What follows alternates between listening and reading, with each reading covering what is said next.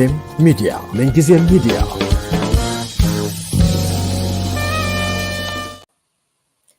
Hello everyone, welcome to Mengizem Media. I am your host Reeyot Alemu, and today we have a special guest who is a neurologist, laboratory technologist, and human rights advocate of underserved minority groups in Ethiopia. Jekap Omod is here to share his insights on the current situation in Gambella. Thank you and welcome to the program, Jekap.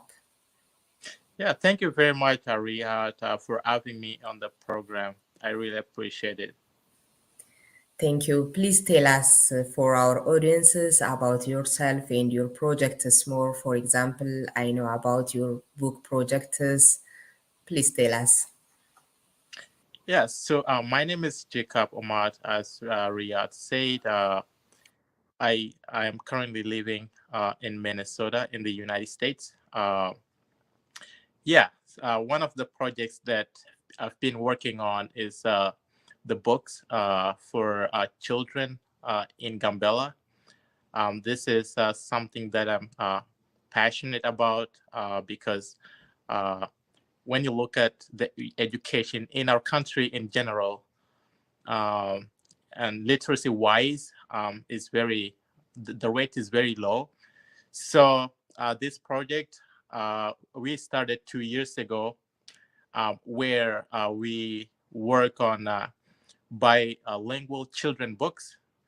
And what I do translate English book into the Anuak language, and this is something that the Anuak people in Gambella never had before. So it was the first time for the kids in Gambella to have this kind of books, especially last year when we shifted about 15,000 books to Gambella. That became the first time for the kids there to have access to such kind of books. So we're still working on it, and we will continue on that project. So that's one of the projects that I've been working on. Thank you, Jacob. Now tell us about Gambella, like where is it situated? What is Gambella known for? The language, for example, the background picture I took from your Twitter account. Yeah. Yes, Gambella is located in the western part of Ethiopia, and it is at the border of South Sudan and Ethiopia, and it is known for 5 different ethnic groups that lives in it, which is the Anuak people, the Komo Upu, the Mejangir, and then the Nuer group that live in there. So a lot of people, a lot of Ethiopians, when I talk to them and when I share about it, they call it Baraganet. So they they call it desert. But when you go in there, of course it is hot, but it's green, like you could see in the background of Reeyot. There's a lot of trees in there. The soil is very fertile soil. I think it's one of the most fertile soil in Ethiopia, with a huge reserve national park, which is something that that went unnoticed for so long and underutilized, especially. We hear about it. There are a lot of animals in there, different kind of animal species, but the infrastructures to reach there and everything is still very underdeveloped. So it went unused and unutilized for so long. So Gambella, is one of the very few regions in Ethiopia where you could go and find everyone from a different part of Ethiopia living together. They're all engaged in intermarriage. They are doing their business. They're all involved in the development of the regions. So you could find almost every Ethiopian in Gambella where they live together in peace. in harmony together. So it's one of the few. Mm. And some people, they call it Tunisia, Ethiopia, Yeah. because you pretty much find everyone there. What happened now in this little Ethiopia? We have heard about the recent unrest and ethnic clashes in Gambella. What happened? Yes, so recently, this week, the issue that happened, so it's happened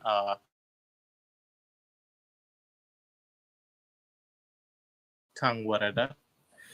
There was two villages that were involved, and so the way it is started was that so before that there was an attack that happened um, at the border from Sudan, from South Sudan, where the Murle people in South Sudan crossed the border and entered into Ethiopia, and they went to a Nuer uh, Nuer Wareda, and they killed about 10 people in a church. It's called Makani Jesus Church. And then after that, one day later, something unusual happened. We know that there were Murle who crossed the border and attacked. Uh, because the Murle people in South Sudan are very close to the Nuer zone, because the Nuer zone, that is where it bordered, very, very close to the South Sudan side. But knowing the fact that those were Murle, it was blamed on the Anuak ethnic group by some officials and the Nuer officials in Gambella, and after that, They said it publicly, or? no, they said it in the meeting. So there was a meeting that happened before this attack took place, um, and the meeting was held in Newland in one of the church there as well. So after that, the the Nuer group, armed Nuer group, they went to two of the Anuak villages, and they opened an attack on civilians, killing civilians, and a lot of people, they escaped, women, children. Uh, they had to run away and run to some of the closer areas, and most of them run to a place called Pino, and some of them ran to Itang, Warada. And then after that attack, it kind of like it spread, and it reached to Gambella. So when it comes to Gambella, the usual place that the Nuer people lives in, there is a place called Chankwar. So Chankwar is one of the places, but now their name is changed to Newland. The name of Chankwar was changed to Newland by the Nuer people. And also there is another place called Berbere Savoy area, and that was opened recently. So what happened was that armed group, and when I say armed, it's not just little weapons. They were carrying heavy weapons, just machine guns. They came and it started shooting. At one of the places, and from Berbere Savoy side, and also in Tirguni area, and then they went and also attacked Adisafar area, and a lot of people had to run away to save their life. They did this in the presence of federal forces, by the way, and they were not disarmed or anything. So yeah, that's something that happened, and it really shocked us all, because this happened right after the disarmament of the special forces took place. And not only that, it also took place just after some special forces individuals were put in prison federal in Addis Ababa, a federal prison in Kality. So we were worried and we were shocked by that, by the action that took place, as as a people, and that's why we were all out, trying to reach out to the government to do something about it. But now it is under control. Okay, that's good to hear it is under control. What is the reason for the arrest of the special forces? Yeah, so the reason came right after last year when the OLF and Yeah. and then the group called GLF Gambella Liberation Front, led by Galwak Boom, when they attacked Gambella, and that was on June last year. So Yeah, what we can happened? watch and come back the news before Yeah, 8 months ago. Yeah. Gambella City security has been beefed up since June, when rebel groups carried out a surprise attack here that reportedly killed as many as 37 people. Since then, local police have started working with troops sent here by federal government to protect against the rebel groups, the Oromo Liberation Army, OLA, and Gambella Liberation Front, GLF. The shooting began around 6 a.m. We weren't expecting it, so we weren't well prepared. OLA and the GLF entered the city as far as the regional council building. They entered the city from 3 directions. I think the Gambella Liberation Front was leading the OLA. Okay, you can continue, Jekap. yes. Yeah.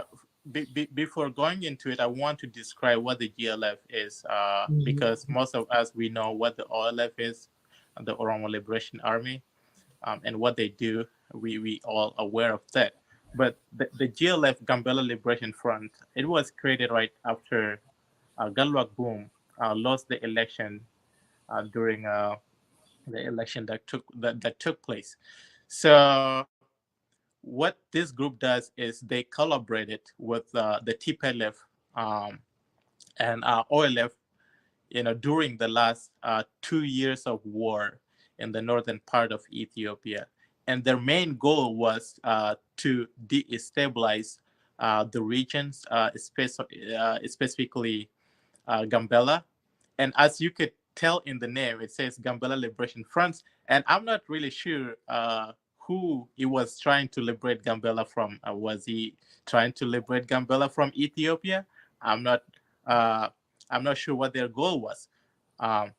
So this group, But what they said, what is their goal? exactly. Could it be maybe they wanted to liberate Gambella from Ethiopia? That could be something that we have been talking about for years, because when you look at the number of their militias, pretty much most of them were recruited from the refugee camps in Gambella. And if you're aware, the population of refugees in Gambella is pretty much like 3 times larger than the local population. So it highly exceeded the number of the local population. So Refugees most of are more than, yeah. so most of the militia that Gambella Gambella. Liberation Front use are recruited from those camps. And one of the other thing is that that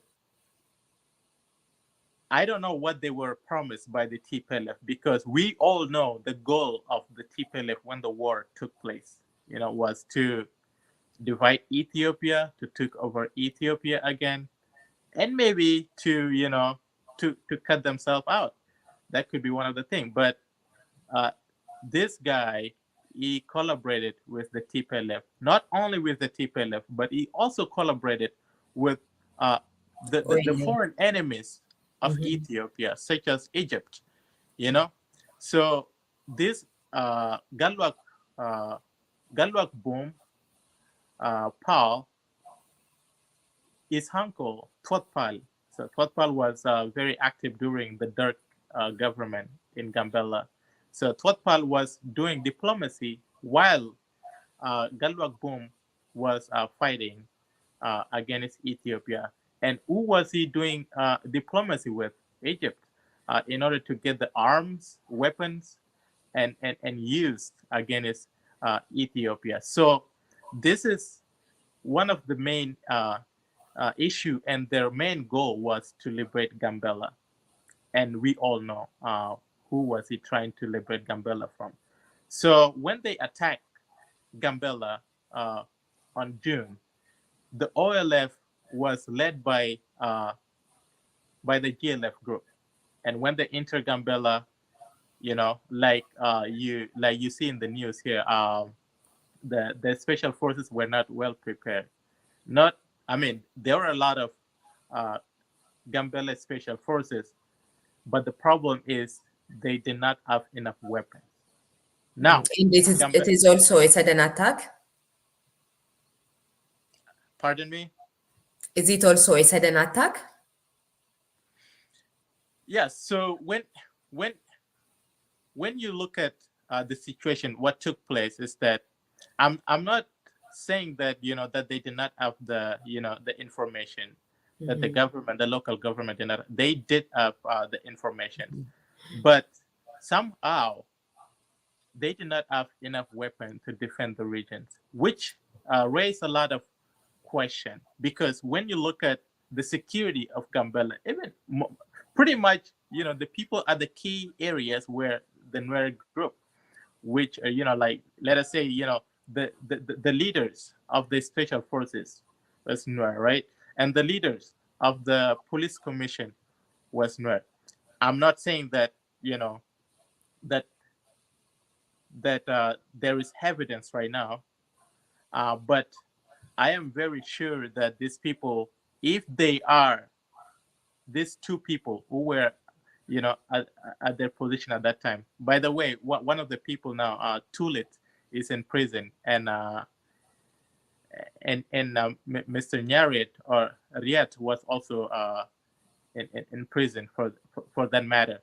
But there was a collaboration between these people because they own the security of Gambella, so they were able to communicate with Galwak Boom, who was trying to destroy Gambella. So they fought from 6 a.m. and then they took over Gambella, and that is what happened when they took over Gambella. At that time there were no any federal forces around. The few federal forces who were in Gambella at that moment, they were just staying in their camp. They did not come out to fight. They were staying in their camp, protecting their properties. But I would say that after the OLF was defeated by the Gambella Special Forces, that is when the federal forces arrived in Gambella, and mostly the one that came were from Pinudo. And then later on, after the fighting was over, the commandos of Ethiopia, they did arrive in Gambella. So, that should have been a celebration for all Ethiopians who loved Ethiopia or who want Ethiopia to stay in peace, or who want Ethiopia to stay as Ethiopia, because this terrorist group, they were trying to divide the country. They were trying to destroy the country. But instead of celebrating, some people were not happy about the defeat. Okay? When I say some people, there could be money, but some people are in power. Some people, they have power, but because of their ethnic group, because of their ethnicity, they were not happy about the defeat and the killing of Oromo Liberation Front, just because those were Oromo by ethnicity. So one day later, after the fighting was over, I think I would say 2 days later, the the Ethiopian Human Rights Commission, they did send a group to observe the situation in Gambella. And when they arrived in Gambella, they met with the officials of Gambella, and afterward, they applaud. They say that Gambella Special Forces did a good job by protecting. And by the way, when the attack took place in Gambella, it also took place in Walega, Oromia, and we know what happened to civilians in Walega. We know what the OLF did in Walega, and we are very sure that if they had succeeded in their attack or in their invasion in Gambella, The same will happen. The same thing that happened in Walega would have happened in non Oromo ethnic group or non Nuer ethnic group in Gambella. That is something that we would have expected, and it would have been worse. Okay, so instead of saying thank you to the special forces who sacrificed their life and minimize the death of civilians that took place, we were accused. The special forces of Gambella were accused of killing Oromo civilians. Now, when you look at it, okay, what would be the reason that that Gambella special forces would kill Oromo civilians? Why? Okay, before the OLF took control, or before the OLF and GLF invaded Gambella, none of the special forces just went around and killed Oromo people. None of them. Nobody killed anyone. In fact, they were there to,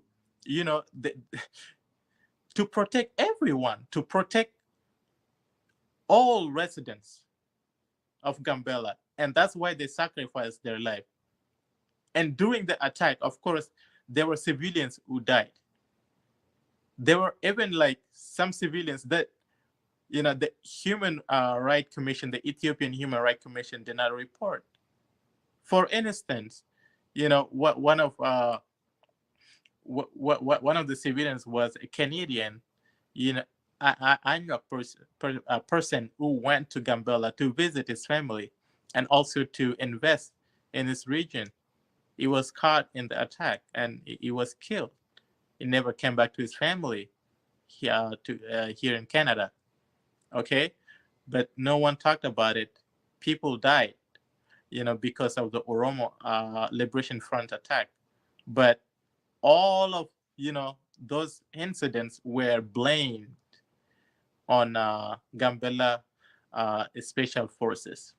And later on, when Daniel Bekele, the chairman of the organization, the Ethiopian Human Rights Commission, when he went to Gambella, he did give the regional leaders some options, because he already accused them, and then he gave them some options. He said one of the demand that he asked the Gambella officials was to make sure that they brought the dead, the deceased bodies of Oromo civilians. I put that in a quote because that is what he labeled them. So quote, he said that I want the government of Gambella to brought the dead bodies to their family, end quote. And another thing that he said was that, he want the Gambella leadership to pay money, reparation for the family of the deceased. And the other one was he want the Gambella officials to apologize for killing the Oromo civilians. But when you look at it, were those really Oromo civilians? Were those civilians who died in the war? Were there some civilians? Yes. But were they intentionally killed because of their ethnicity? No. That is not true at all. Because what happened is that when the Oromo Liberation Front was defeated, what happened is they started hiding in civilians' homes. Not only in Oromo's residence houses, they went to random any house that they find, any civilian house that they find, they would run inside, with their weapons, scared the people that lives in there, grab their clothes, put that on, try to blend in. But they did forget to, to change their military uniform. They did forget, that's for sure. They did forget to change their hairstyle. They did forget to to take off their boots and wear just regular shoes. They could be identified by those things. Even though they were they put on civilians' clothes, that doesn't make them civilians. Okay? So if they were civilians, I think what the government of Gambella said was that that if those accusations were true, if those were indeed civilians, they demanded the Ethiopian Human Rights Commission to, give them their names and their address, their families, if they had occupation before, like, or jobs or anything. Just they demanded the Human Rights Commission to provide those things, but they received none of those things because those things don't exist. What I like about Gambella is that people are so close together that even if one person just goes missing, everyone would notice. That is the kind of connection, that is how connected the community in Gambella town is. Everyone in every neighborhood, they know one another. Everyone in any neighborhood, they know if there is a new individuals that is coming, to town, or like if there is any new face, they know, they would notice right away. So I would say that because of demonization by the Human Rights Commission and the team of Daniel Bekele, that the special forces of Gambella was blamed. Were there OLF group that were killed like unjustly? Yes, that is for sure, and that happened in any war. And what made it worse, I think what I did not support and will never support was that those OLF group who were captured by the special forces, you could see some of the videos, you could see they were not armed at all. They were captured, they were neutralized. When they were taken, that's what the special forces do. That's what they do. They took them to the usual place, which is to police station or to the prison, and they did that. So when they were taking them to a police station, they got to police station, okay. But when they got to police station, the commissioner, Mr. Tulit, who is now in prison, he told them that that there is no room for OLF prisoners. And what is the other word of that? It's basically saying that that kill them all. We don't take prisoners. And the special forces, they take orders, okay, from Reeyot and from Tulit, and those OLF prisoners were killed in front of the police stations. I think that is, of course, that is unjust. That is inhumane, and the leaders who gave that kind of orders, they should be held accountable for it, and they should serve their justice.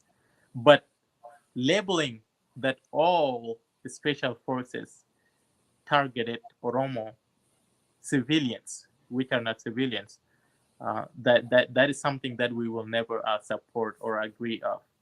So, yeah, your question is why those special forces were captured or put in prison. That is the reason they were put in prisons. And we, the Gambella people, we felt discriminated because of that.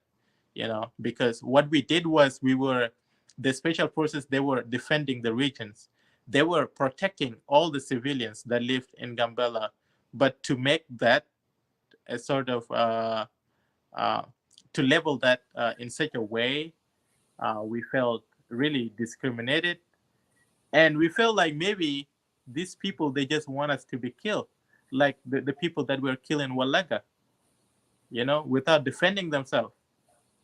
Because if we could defend ourselves and being labeled in that way, then maybe they didn't want us to defend ourselves. They want us to be killed.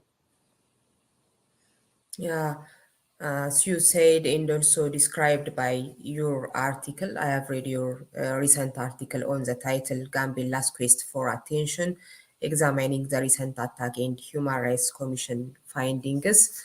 You argued that they are not civilians, they are OLA soldiers.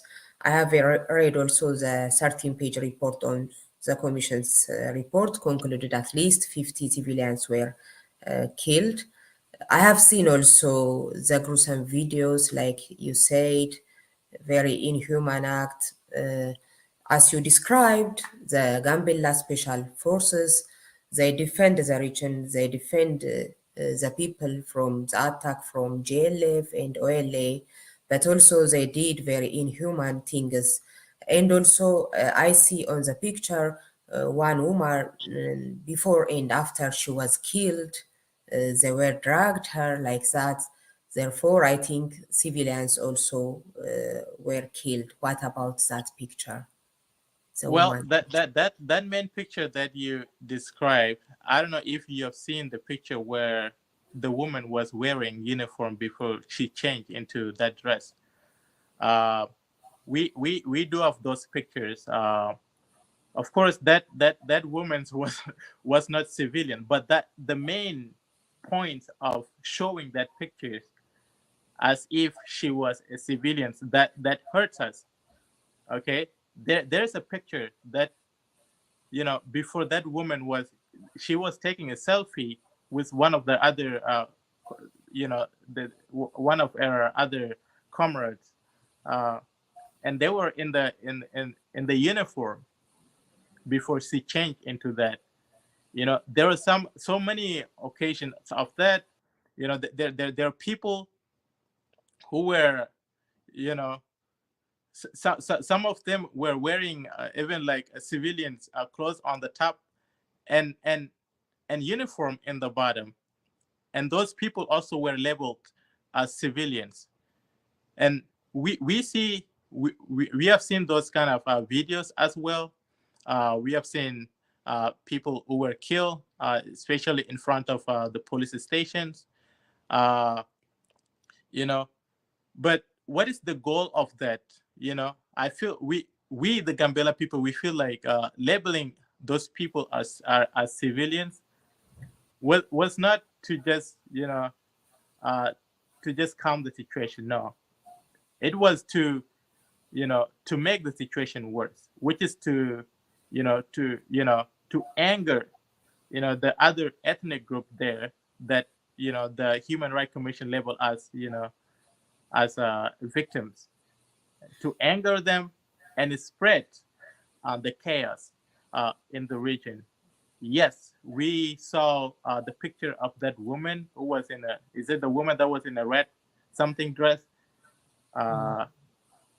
And also we know that she was OLF because there's a picture that shows that she was wearing a uniform before she changed into that.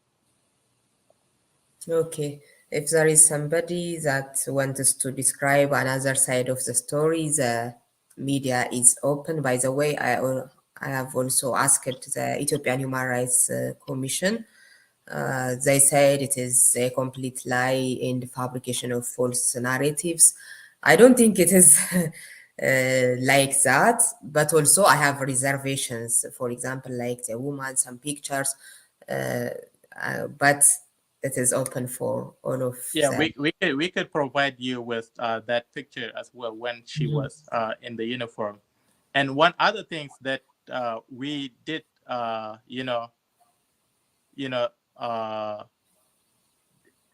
demand the Human Rights Commission to withdraw from the report is that, the people that they sent to investigate the matter, somehow they were all from Oromo ethnic group. So would that make, the investigation fair? Really? And also the people that they did interview were the Oromo residents in Gambella. What do they expect if they really want this matter, to be, to give a fair investigation? First of all, they would have not sent all Oromo ethnic group investigators to interview all Oromo, residents that they assumed or that they labeled as victims. When they're like Anuak people who were killed, yes. When they're like, other ethnicities who were killed, were they only Oromo? No. There were other ethnic groups who were killed. Like I said, there was also like the Anuak, the Anuak Canadian who was killed. Did they ask his family? I don't think so. So the Human Rights Commission, if they really want to be fair, they should, first of all, they should try to work on the diversity. That's what I want to say. There's so many, people who are qualified for the job, not only the Oromo group, not just one ethnic group. If they want this to be taken seriously, they need to work on their diversity and make sure that they send a diverse team to investigate the matter. In fact, we, the Gambella people, we do demand some other independent investigator to investigate the matter, because at this point, we don't think that that the Human Rights Commission is rooting for the human right. We feel like they were defending the OLF group and they were taking side by, with the Oromo Liberation Front because of their ethnicity. We, the Gambella people, don't think that they were fair and neutral when they were doing the investigation. Okay. What about Tanzania's peace talk between the government and the OLA? That has negative impact on Gambella situation. What do you think? Well, the talk that took place, I don't think that there is any impact or any change that it has on Gambella issue, because even as we speak today, Gambella is still in danger. Gambella is still at risk of any other potential attack. By the way, the recent attack that took place, there were people. I could provide you with people on the ground. There were people that do believe that the Nuer group that came from Omininga area to attack the people of Omininga, they were mixed with OLF group. Not only that, even the place from Berbere Sabot area. So we still do believe that that Galwak boom, even though there was a peace talk that was met between the GLF and the Gambella government, we do believe that the attack that happened was initiated by this group, because when Galwak Boom said that because we gave in our weapon doesn't mean that we stop the struggle. We are gonna continue the struggle from inside. He meant it, and he was not talking about a peaceful struggle. We do believe that that is still,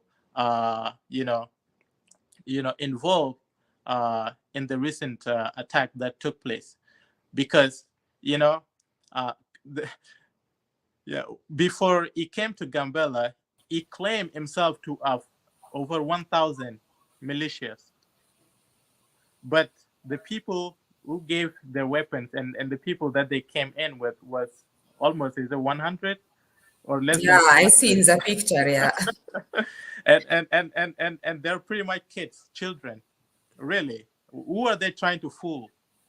Are they really trying to? Is the government of Ethiopia gonna believe him that these children were his armies? Like, Therefore, you think he has no soldiers or he hides them? well, what we do believe is that he does have soldiers, but those soldiers are just in Gambella. They're just looks like regular people. They're mixing. They all have their weapons with them. In a place called the place I mentioned before, Chankwar or Newland. Those soldiers are in Newland, and they are still fully armed. And like I said, when these events took place, the people who came to attack, especially the Omininga, the Tirkiri, which is Tirjuni and Adisafar, they were carrying heavy weapons. Now, tell me, where did they get those heavy weapons from? Where did they get those machine guns from? Really? One of my suggestions that I would say, especially for the government of Ethiopia, is if they are serious about this, if they want to prevent any further attack in Gambella, they need to disarm those people, especially those in Newland, because we do believe that Galwak Boom, his soldiers are in Gambella, and they're there with their weapon. They're fully armed, and they did not turn in their weapons. The only weapons that they turned in were, I don't know if even some of them work. Some of them looks like they are not functioning well. And the children that they put, in front of the cameras, those were just kids from refugees or somewhere. Those are not real soldiers, as you could tell. So Galwak Boom's soldiers are still armed, and they're still collaborating with the Onekshane. And the current attack, they do have their hands on it. So we demand a full investigation into that to make, and also like come up with a plan to end this and for all. We want this to end. We want people in Gambella to live in peace. If the refugees don't want to live in peace with the local population, then they should be relocated or put somewhere else, because at this moment we are done. We are done being killed, we are done being attacked, we are done dying every day without any government protecting us. So the local population need to be asked about their opinion. The United Nations, all the the international organization who are involved in that region through our refugees program, they need to go and ask the local people. Go ask people that are hosting this community and ask about their opinion, because this is just forced onto us. We were forced to host those refugees. The local people are not considered. Their ideas, their opinions are not considered. So if we really need a long-term solution for this, the local people need to be asked. They need to be, there need to be a meeting with them and ask about their opinion, whether they would like to continue hosting those refugees or not. I was also looking this event poster. Tell us about this. Yeah, so this these people, they're supposed to be here actually today, to arrive here today or yesterday, because the trip was on last Wednesday night.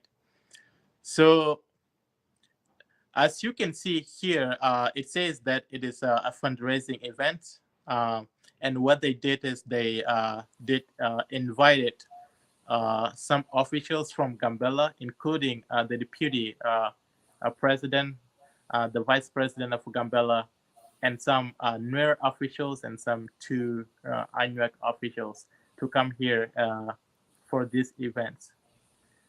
And their main goal, the purpose of the event, they said, is for fundraising. And there's a project that they came up with. It's called the Nat Real Estate. Nat Real Estate. This project was proposed by the Nuer the Nuer refugees who are given asylums here in the United States. Because of what has been happening in South Sudan, and what they wanted is to build real estates in Gambella. So, of course, development is not bad, investment is good. But one of the questions that I want to ask, especially people that, that would take things like this very seriously, at the moment, we do know the situation in South Sudan. We do know what is going on in South Sudan and the economy in South Sudan. And also we know the development in South Sudan. That is not something that is hidden. So putting that, in mind, how come the South Sudanese in North America are thinking about, building real estates in Gambella? And in the paper that was sent to the federal government of Ethiopia, they labeled this group as Gambella diaspora. Now ask me, are you part of it? how many Nuer people came to the United States through Gambella as refugees from Gambella? What did the government of Ethiopia do to them to flee Gambella and get asylum in the United States? Seriously. Therefore, you are saying they are from South Sudan. Those are South Sudanese. That's facts. That's not assumptions or anything. Those are South Sudanese that are relocated in the United States, and they want to build in Gambella. So, well, anyone, we would want them to, to come and invest in Gambella. It doesn't matter whether you're Kenyan, whether you're Tanzanian, whether you're what. But the intentions of this, there's a secret in this investment, or the so-called, the Nuer Nat real estate. What these people want is, now they know that they're not going back to South Sudan. They know that Salva Kiir is not going to to allow them to succeed in what they wanted. And because of what happened last time, now a big population of Nuer people are now reside in Gambella. And they have no intention of going back to South Sudan because of what happened. Well, is it a bad thing for Ethiopia to host those refugees? No, not at all.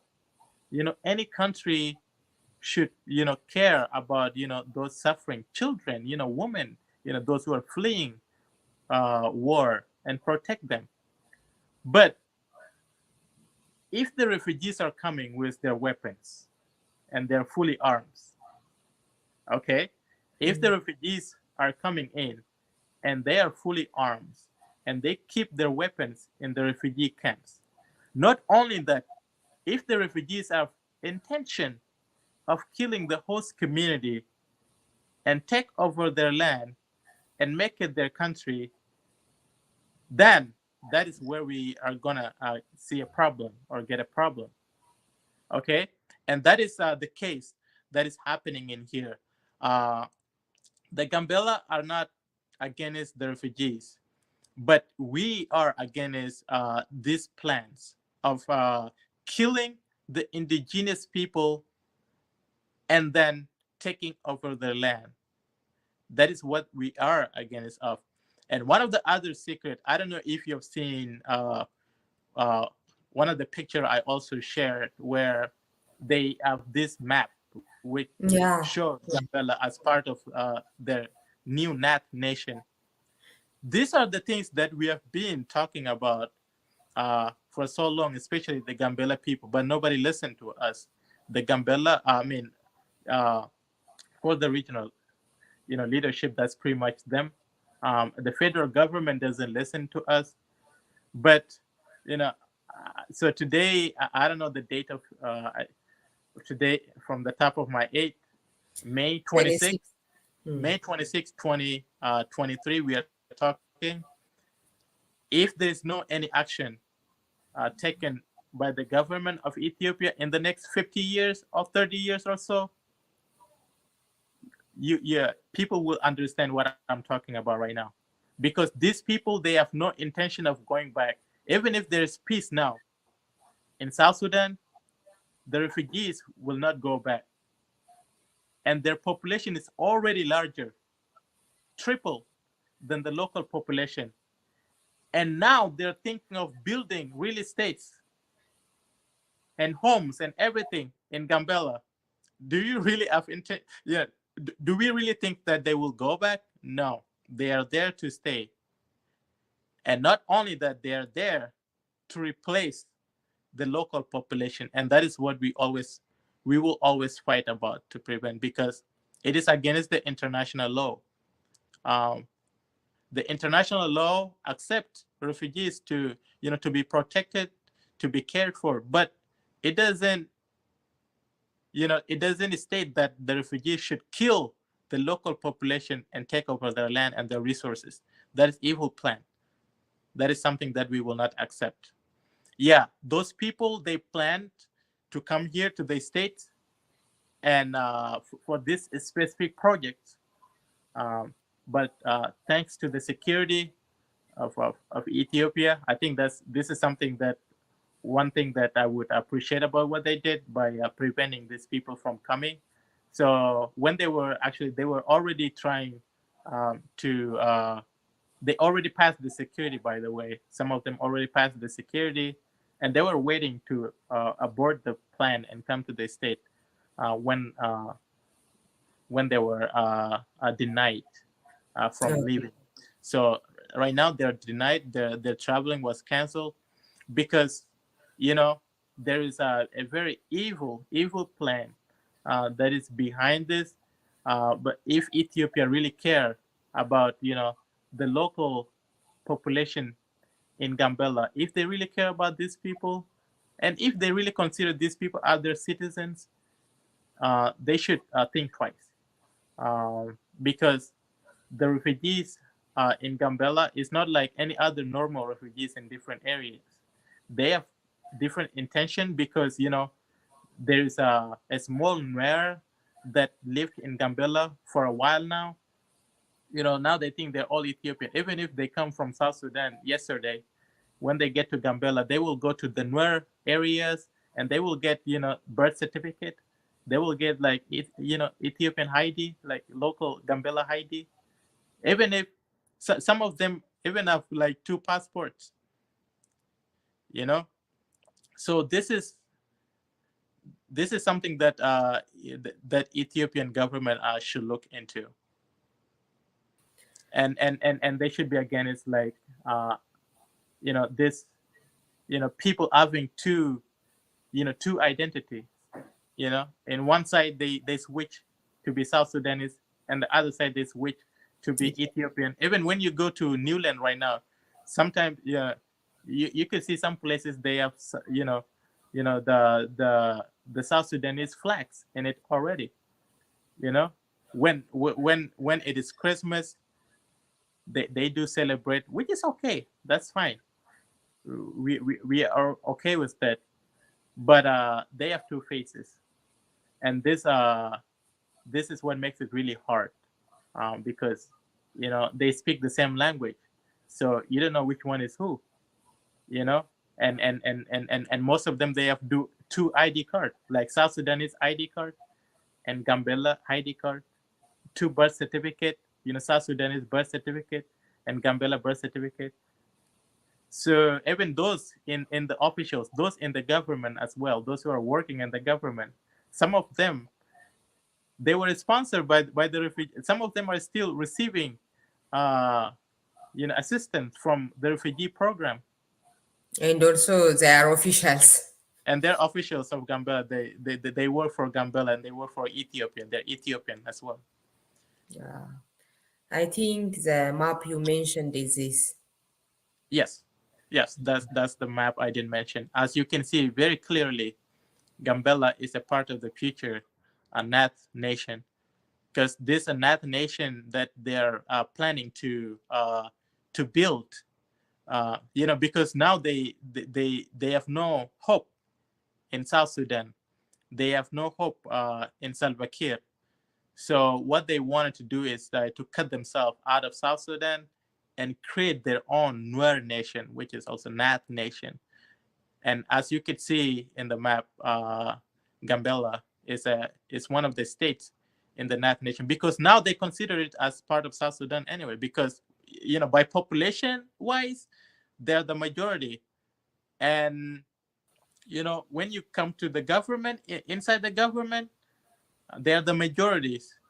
So and even in Gambella town, they're the majority. Even though there are camps, they don't live in the camps.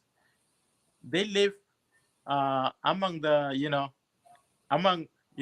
the other communities in Gambella, just like any other normal, which is okay, but then trying to replace the local population and by killing them, burning down their villages when issues happen, that's and trying to replace them and make Gambella part of that nation. Gambella is in Ethiopia. That's as far as we know. But this plan, I feel like that the Ethiopian government should take it very seriously and investigate it more. Thank you so much, Jekap. Lastly, if there is anything you want to add, please. Yeah, well, I want to say thank you, Reeyot, for having me, and thank you for all the audience. Yeah, this is something that people don't really talk about, especially when it's come to our Gambella issue. People don't bring attentions to it.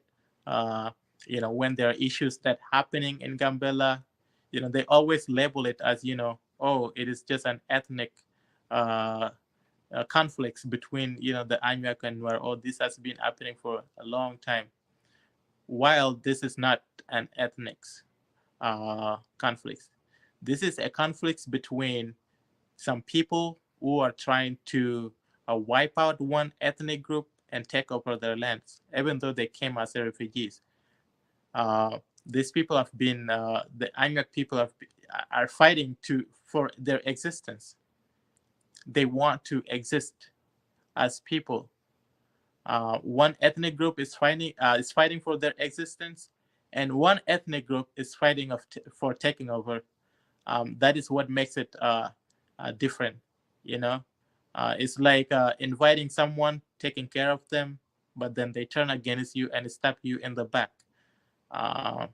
Gambella people have been generous by accepting refugees since dark regimes. This didn't just started since dark regimes, but we receive nothing. We benefit nothing from these programs. The only thing that we did receive from this program is death. During the refugees, we were murdered by the SPLA soldiers. We were killed every day. We were oppressed. Our land was taken away. children now don't go to the river and swim no more. They will get kidnapped, get killed on their ways. Women don't go into the forest to collect woods for cooking no more. They will get killed. They will get raped. People die every day. They always initiate conflicts. They burn down villages. People run away from their villages. This has to stop. I know the Ethiopian government, doesn't listen to us, or doesn't see us as fully Ethiopian, or doesn't care about us just like the rest of Ethiopian. But we as human beings, we as people, we will fight for our existence, not just with the weapon. We don't have weapons. We don't have anything to defend ourselves against our enemies. But we will speak out. So when we go extinct, the world knows about it. Yeah, thank you for all of you who are listening. Thank you so much.